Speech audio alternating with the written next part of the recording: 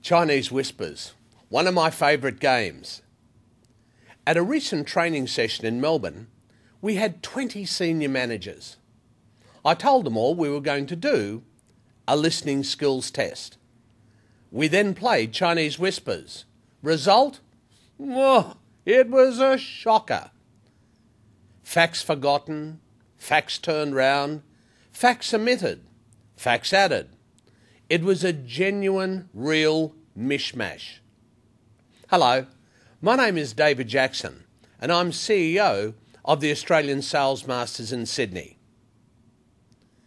Listening to someone is, as Winston Churchill put it, the highest compliment you can give to someone.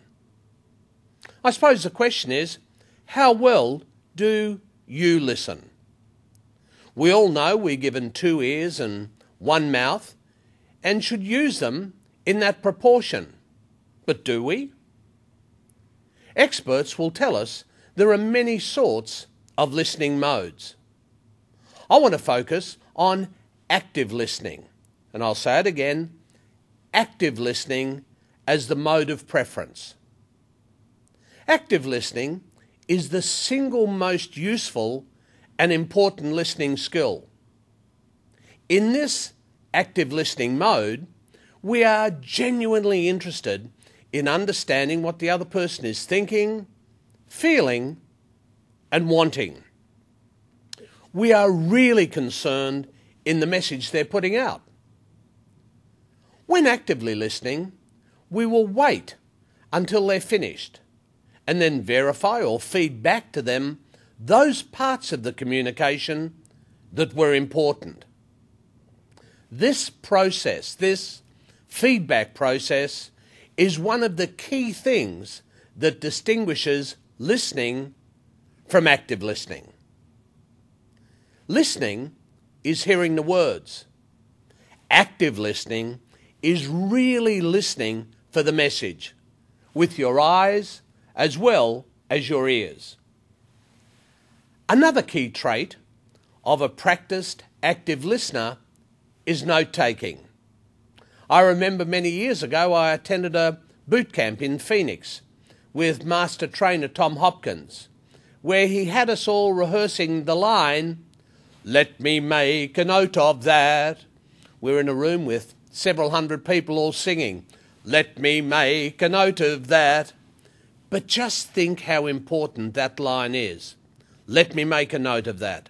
Wow, what a line. When used, your customer appreciates the fact that you're taking notes and sees that you care. The other bonus for you is that you can refer to these points later, when and if needed.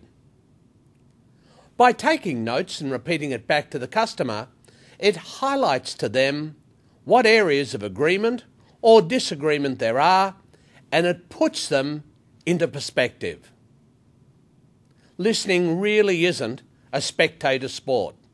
It's something you have to immerse yourself in order to get the most out of your conversations.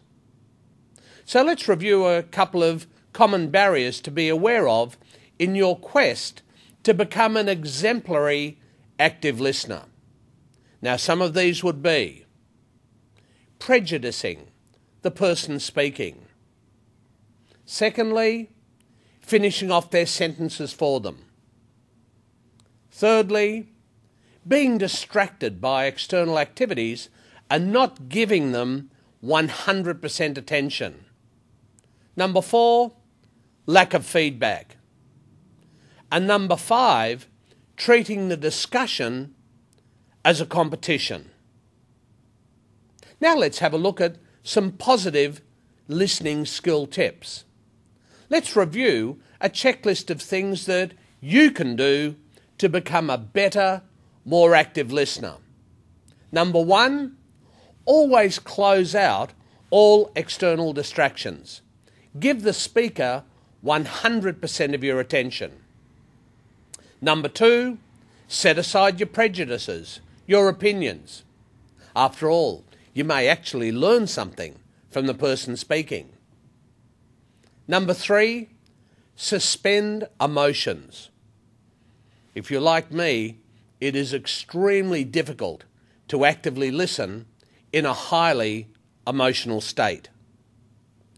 And number 4, focus your attention on the subject, not the speaker. Number 5, well, we've covered this one, but take notes. Use the words, "Let me make a note of that." And number 6, really be involved. Match and mirror the speaker's body language and position. People respond best to people like themselves. Thanks for watching, but before you go, make sure that you go and check out and receive your free ebook and DVD downloads. Go to our website, www.thesalesmasters.com, and click onto free stuff and enjoy the learning materials. I hope you were listening.